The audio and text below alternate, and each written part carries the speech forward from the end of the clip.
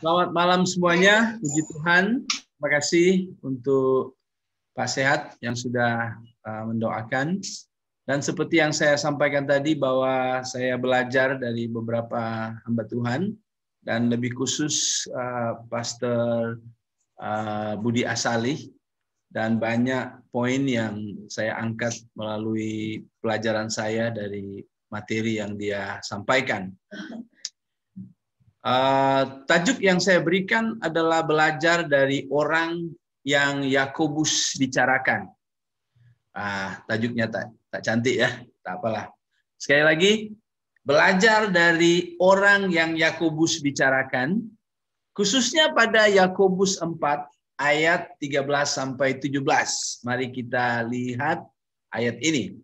Saya harap tahun 2021 yang sudah sedang kita mulai injak ya. Ini sudah beberapa hari dan firman Tuhan ini dapat memberikan kepada kita hikmat, dapat memberikan kepada kita pertolongan yang kita perlukan di dalam kita menatap tahun yang baru ini, yaitu 2021. Ada banyak orang yang menduga-duga. Ada yang berkata, oh Singapura memprediksikan, memperkirakan bahwa mereka boleh mampu melewati pandemik pada akhir 2021. Aduh, bagaimana ini ya? Bagaimana Malaysia? Bagaimana Indonesia ya? Aduh, apakah akan lebih baik? Ya kita harap tentunya. Tetapi tentu kita memerlukan hikmat Tuhan, memerlukan bimbingan Tuhan di dalam kita akan menghadapi tahun 2021. Memang bagian ini cukup menarik dan saya juga menikmati berkatnya dan saya harap kebenaran firman Tuhan ini akan juga menjadi berkat bagi kita semua. Saya akan membacakan ayat-ayat ini. Ayat 13 mulai. Jadi sekarang, hai kamu yang berkata, hari ini atau besok kami berangkat ke kota Anu, dan di sana kami akan tinggal setahun dan berdagang, serta mendapat untung. Ayat 14. Sedangkan kamu tidak tahu apa yang akan terjadi esok. Apakah arti hidupmu? Hidupmu itu sama seperti uap yang sebentar saja kelihatan lalu lenyap. Sebenarnya kamu harus berkata, jika Tuhan menghendakinya, kami akan hidup dan berbuat ini dan itu. Tetapi sekarang kamu memegahkan diri dalam congkakmu dan semua kemegahan yang demikian adalah salah. Jadi, jika seorang tahu bagaimana ia harus berbuat baik, tetapi ia tidak melakukannya, ia berdosa. Kita memang tidak akan melihat semua ayat ini, tetapi ada beberapa poin yang ingin saya angkat, yang ingin saya fokuskan pada kesempatan yang indah ini. Yang pertama adalah saya ingin agar kita melihat orang yang dibicarakan oleh Yakobus tadi, tetapi kita harus melihat secara objektif. Ada orang ramai yang hanya melihat sifat yang tak baik dari orang ini. Tetapi mari kita lihat bahwa sebenarnya ada benda-benda atau ada hal-hal yang baik dari orang ini. Yang pertama, orang ini punya pekerjaan. Dia punya pekerjaan. Dia seorang yang punya profesi. Apa profesi dia? Apa kerja dia? Apa? Iya, seorang pedagang. Dia suka berdagang, ya. Luar biasa. Ini orang yang suka berdagang. Jadi dia punya pekerjaan. Dia bukan orang yang tak punya pekerjaan. Dan yang kedua, dia seorang yang bukan kedua ya, tetapi ini masih bagian yang pertama, yaitu orang yang punya pekerjaan, yaitu pekerjaannya adalah berdagang. Tetapi dia seorang yang tahu bahwa dia harus mendapatkan untung. Tentu untuk mendapatkan untung harus rajin, harus berinovasi, harus cerdas supaya berjaya agar dapatkan keuntungan. Ya, memang pada khotbah 31 Desember saya sempat bicara mengenai kafe kita, ya. Saya berkata bukan kita tidak boleh cari untung, tidak. Tetapi saya berkata bahwa kita tidak akan menekankan keuntungan.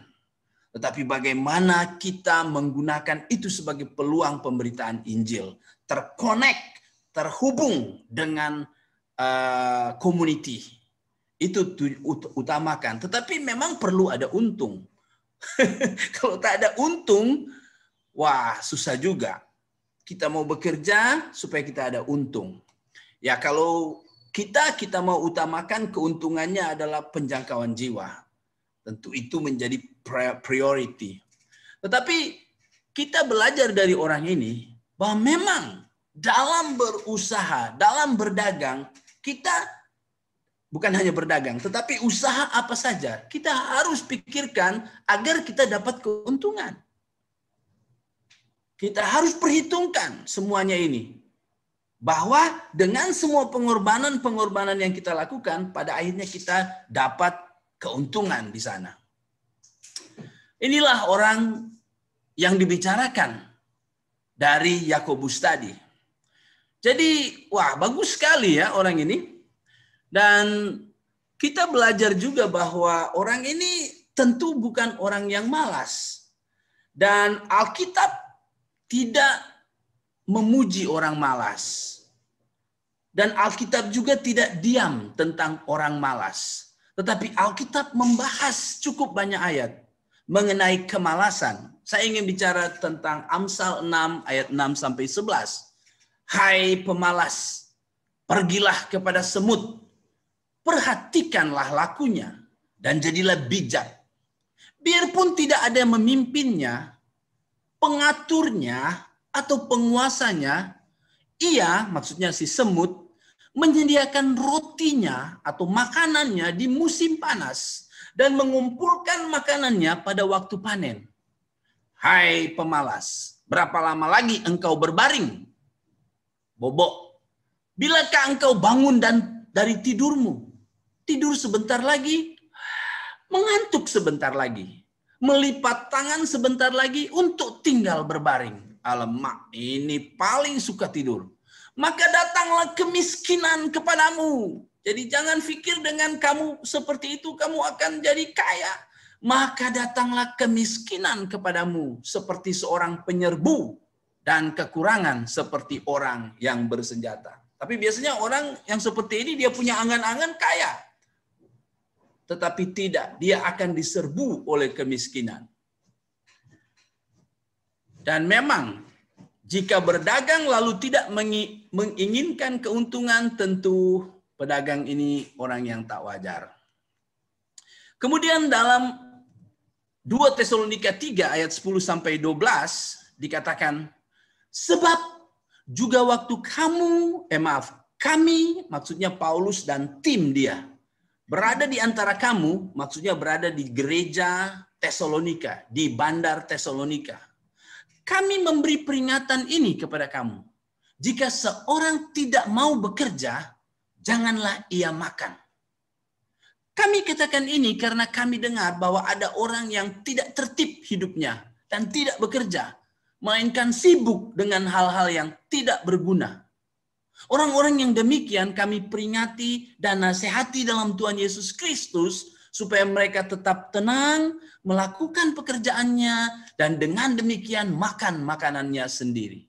Saya ingin garis bawahi kata, jika seorang tidak mau bekerja. Ada orang yang mau bekerja tetapi tidak bisa, tidak boleh bekerja. Mungkin dia cacat, kurang upaya, dan lain sebagainya. Tetapi tidak sedikit orang yang kurang upaya tapi mau bekerja dan dapat bekerja dengan baik. Tetapi kalau ada orang yang sakit, sudah tak boleh buat benda-benda apa, jangan paksa bekerja tentunya. Tetapi dalam konteks ini adalah jika seorang tidak mau bekerja, jangan ia makan.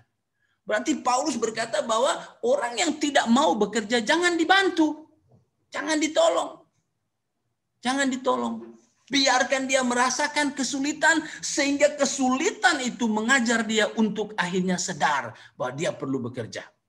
Kadang-kadang saya kalau lihat ada orang yang meminta-minta, tapi saya tengok, orang ini nampak kuat, sehat, minta-minta. Saya tak ibah, saya tak mau berikan apa-apa. Bukan karena saya tak ada uang, juga ada kadang-kadang kan. Tetapi, untuk apa, ya kan? Nah, jadi saudara, di sini kita belajar bahwa orang yang dibicarakan oleh Yakobus tadi, bagus dia punya pekerjaan. Karena itu marilah kita bekerja. Bekerja yang baik, yang keras, yang rajin, yang berinovasi, itu perlu. Tetapi, bekerjalah pekerjaan yang benar. Ya, jangan pekerjaan yang tak benar. Ya. Banyak ya pekerjaan yang tak benar. Saya pernah mewawancarai seorang entrepreneur. Dia berkata, Pak Mike, kalau kamu mau untuk mendapatkan uang cepat, bisnis yang paling cepat mendapatkan uang, apa tuh? Saya bilang, kopi kah? Tak. Apa? Narkoba, narkotik, dadah. Waduh, alamak. Tapi saudara, pekerjaan itu tak benar, ya. Jangan. Apalagi pekerjaan tak benar. Mencuri, ya. Ya kadang-kadang mencuri YouTube orang juga.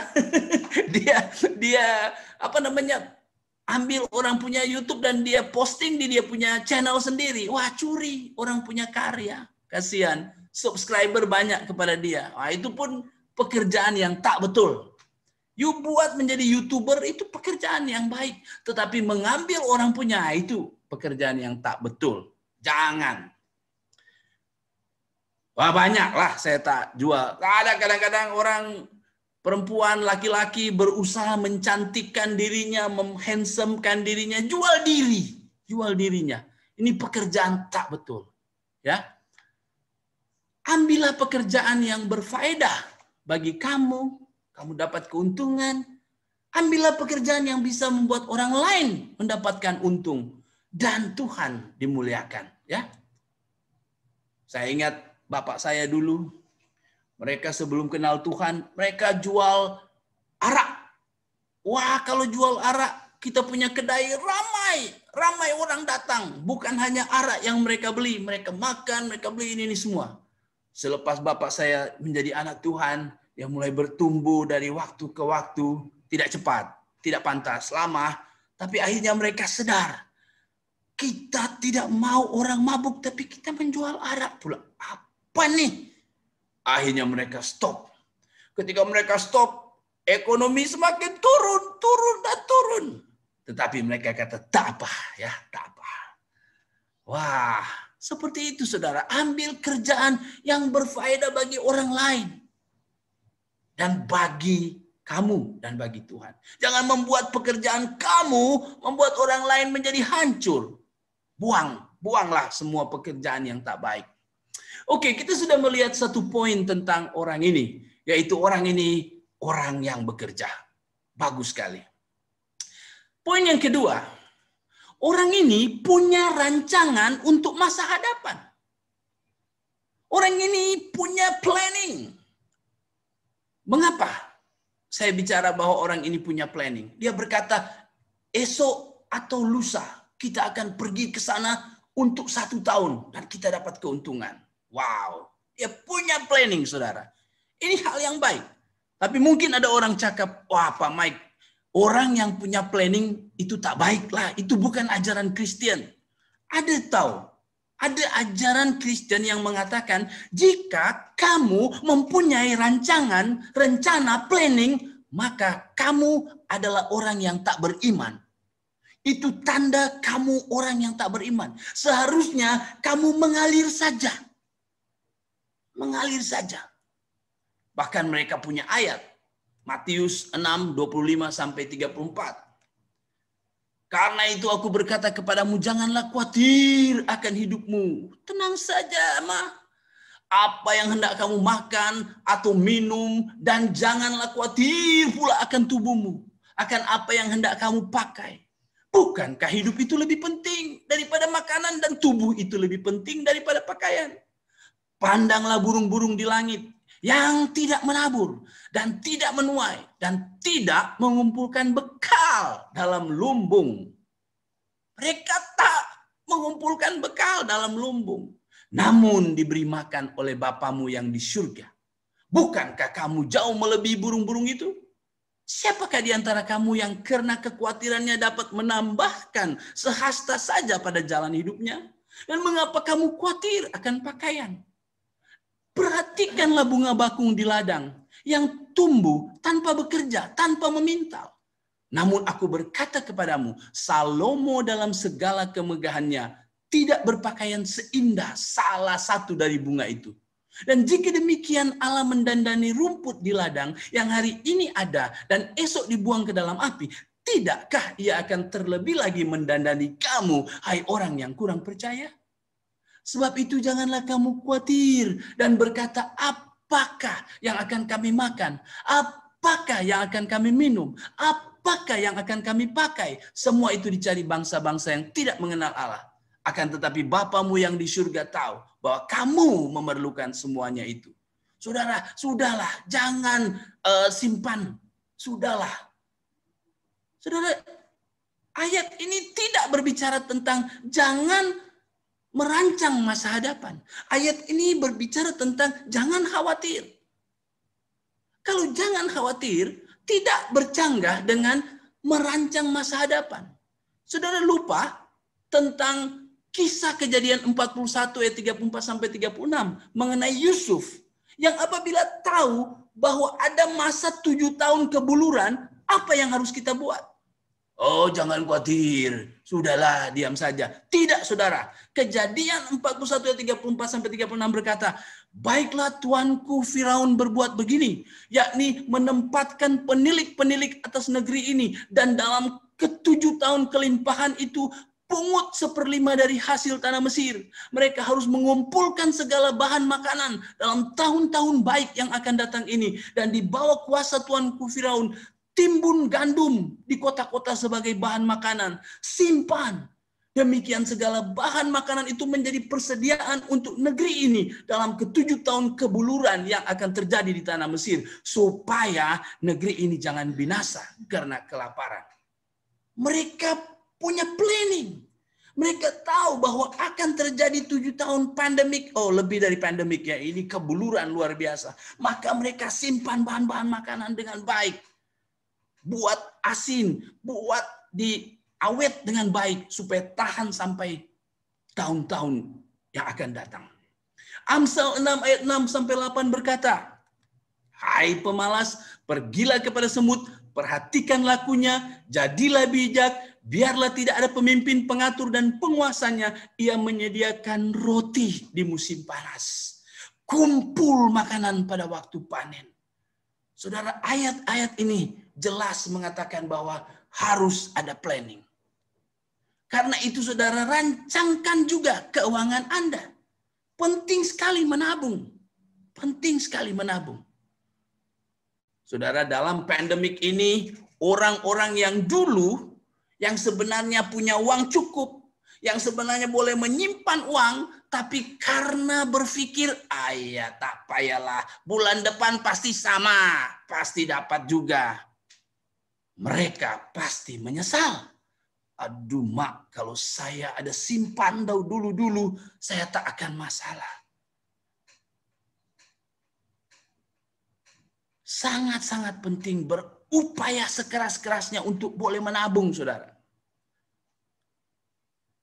Tapi kalau memang saudara sudah berusaha untuk sekeras-kerasnya mau menabung tapi tak boleh, itu bukan yang dikatakan oleh ayat ini.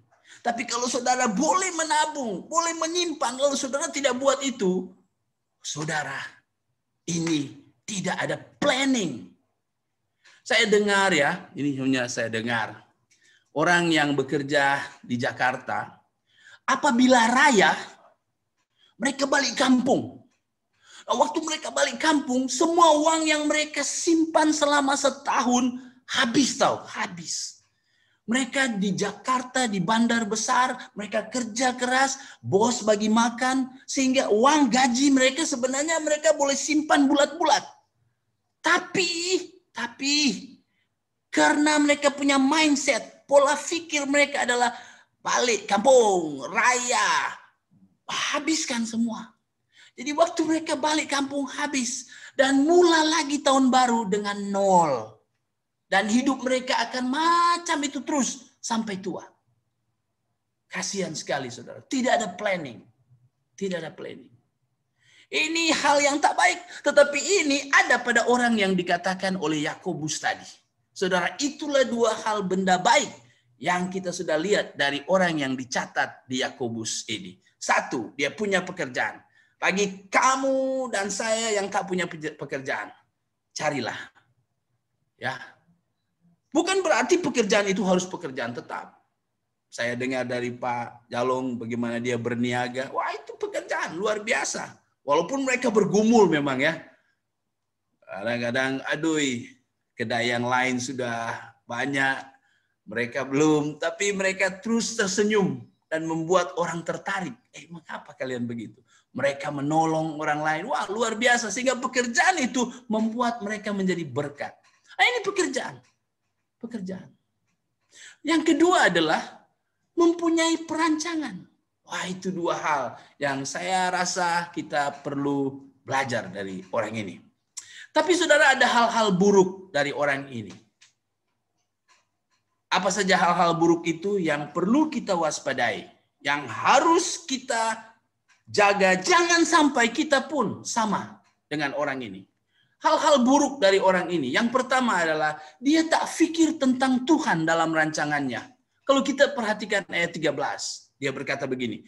Jadi sekarang hai kamu yang berkata, hari ini atau besok kami berangkat ke kota Anu.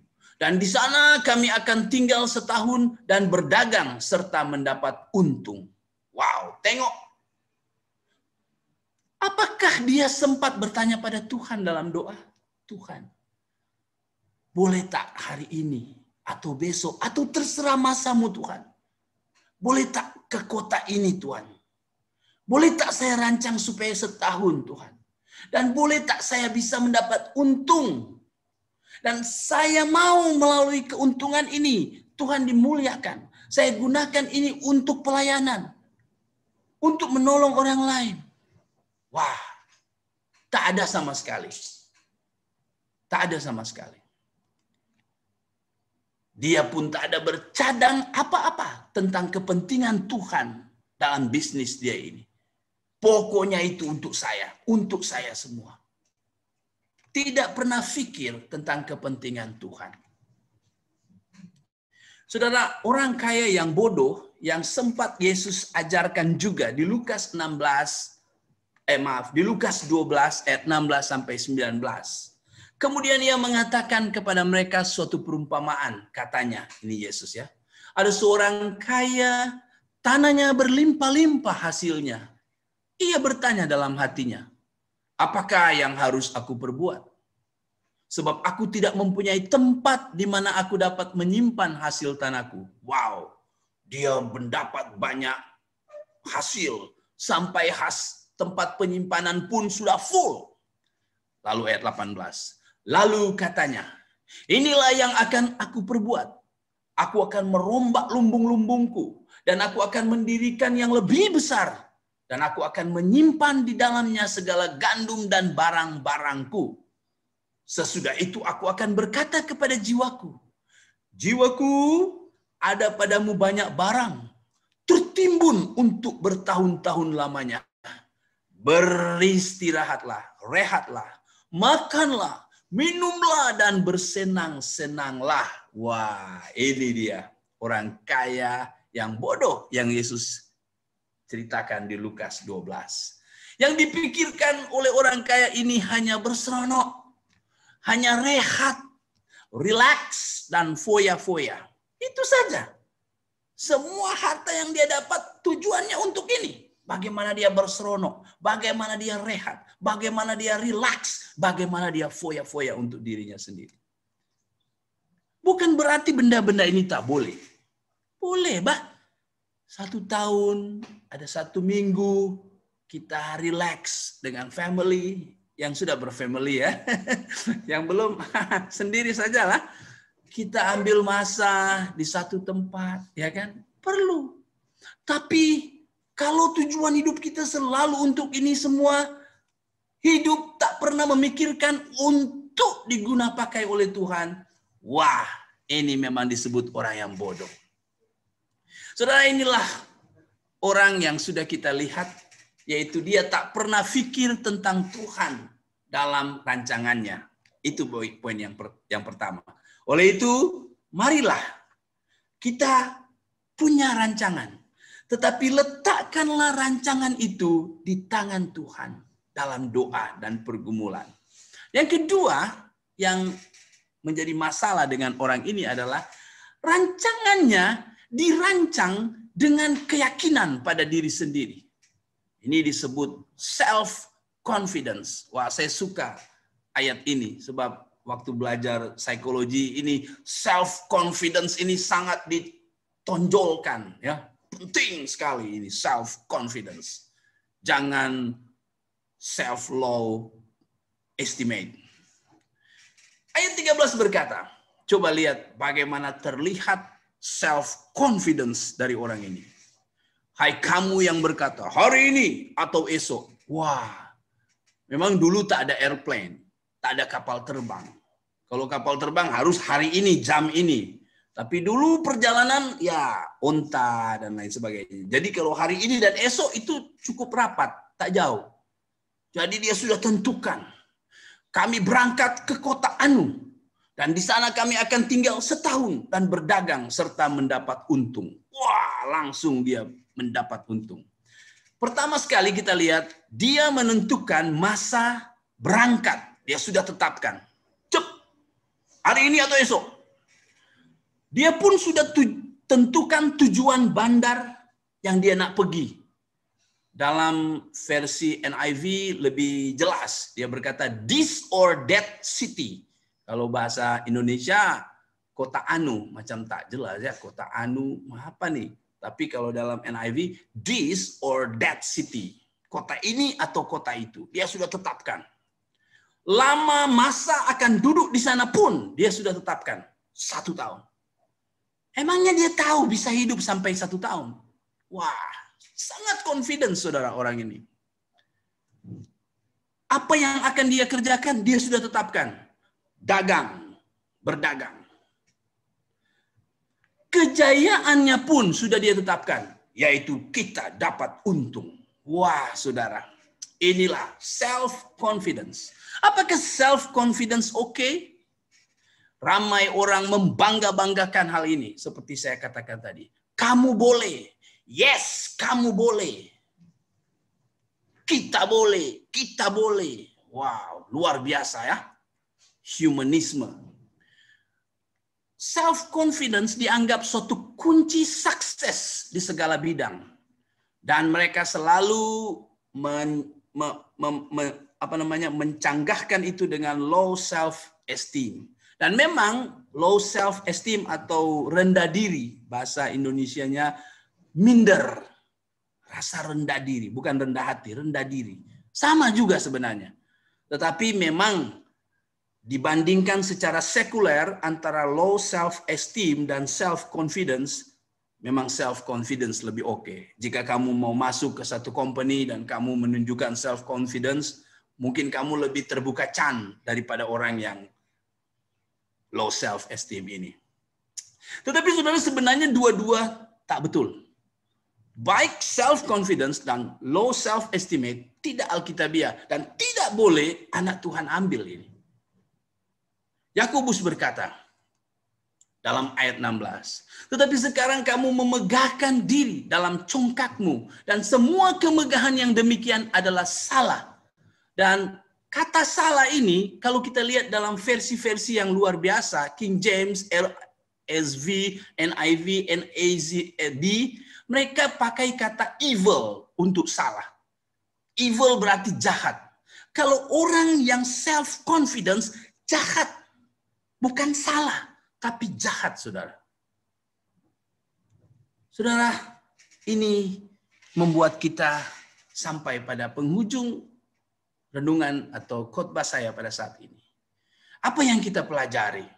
Yang pertama adalah kita sesungguhnya adalah makhluk yang tidak tahu apa yang akan terjadi esok. Ya, betul sekali lagu I don't know about tomorrow. Ku tak tahu kan hari esok, ya. Karena kita tidak tahu apa yang akan terjadi esok, penting buat rancangan. Siapa tahu pandemik? Kita tidak tahu.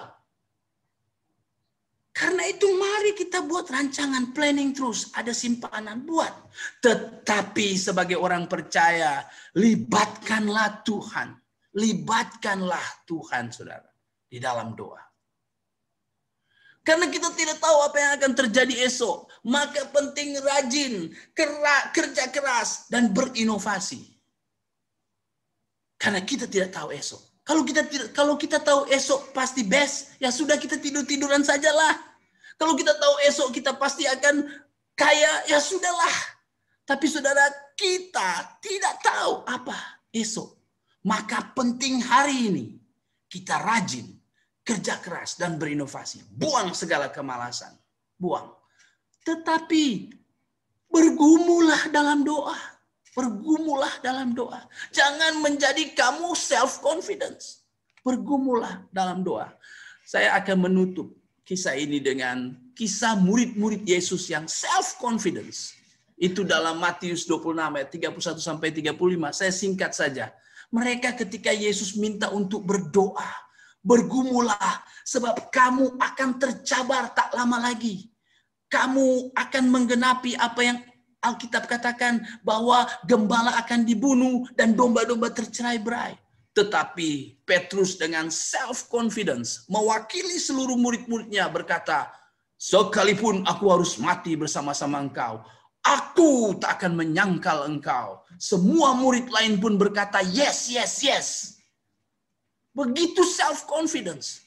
Tetapi saudara, kita melihat betapa malunya mereka dicatat dalam 36 sampai 44. Betapa mereka memang kocar-kacir, ketakutan. Ketika Yesus datang, mereka pun sudah tertidur, tidak mau berdoa. Sedangkan Yesus berdoa, saudara. Dan Yesus menang. Murid-muridnya kalah semua. Apalagi Yudas. Karena itu saudara, berdoalah dengan sungguh-sungguh. Berdoalah dengan sungguh-sungguh. Jadilah yakin bukan pada diri sendiri, tapi pada Dia. Pada Dia. Bergumulah di dalam Dia. Saudara, ketika saudara sungguh-sungguh berdoa, Dia akan menolong saudara untuk mendapatkan kekuatan. Dia akan memberi hikmat untuk saudara mengatur waktu. Dia akan memberi kekuatan ketika saudara mengalami cabaran demi cabaran. Karena itu bergumulah di dalam doa.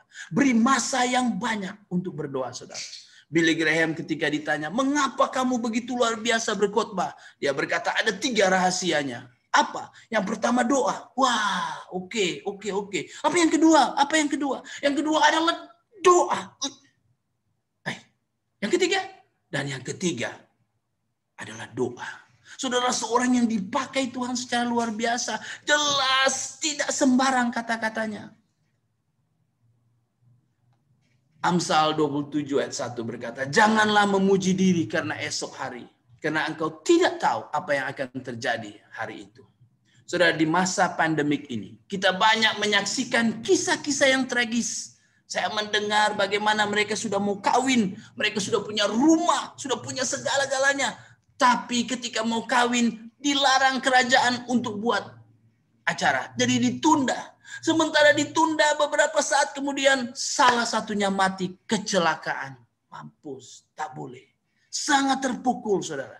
Tragedi-tragedi yang kita saksikan di masa pandemik ini sangat keras mengajarkan kita bahwa kita jangan yakin pada diri sendiri, tetapi yakin pada diri Dia yang memang batu karang yang teguh.